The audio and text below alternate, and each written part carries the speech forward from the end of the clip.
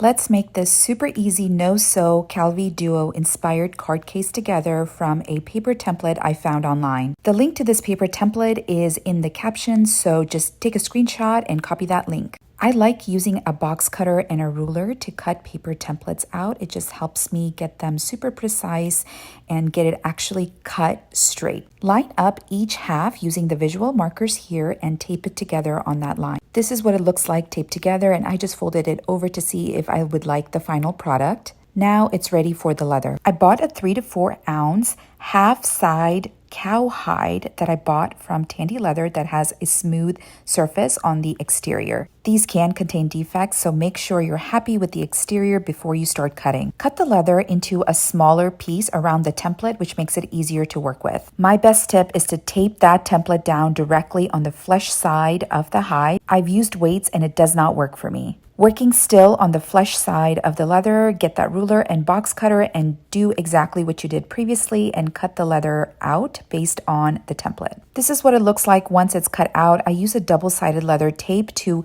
pre-assemble my product to see if I'm going to like the finished product. I always do this just to see if I did it right before I start installing any hardware or proceeding in my project. So that's what we can expect the final product to look like. Before we install the hardware, the next step is actually to burnish and finish off those edges. So I'm just sanding this down to help with some of the frayed edges, which is very natural when you cut the leather. And I'm going to use Toconol and my burnisher to burnish all of the free edges of this hide.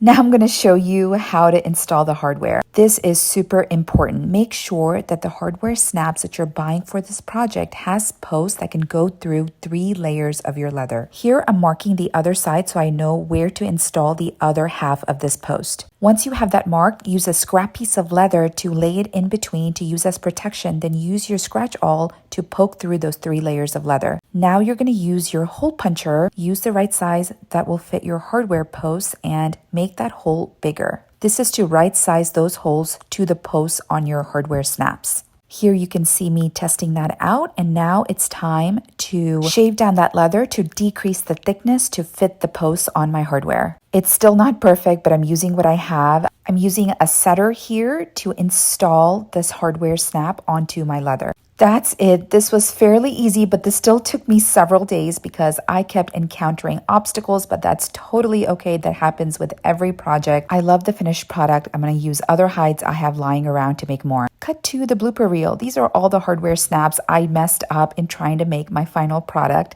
but you got to crack a few eggs to make an omelet.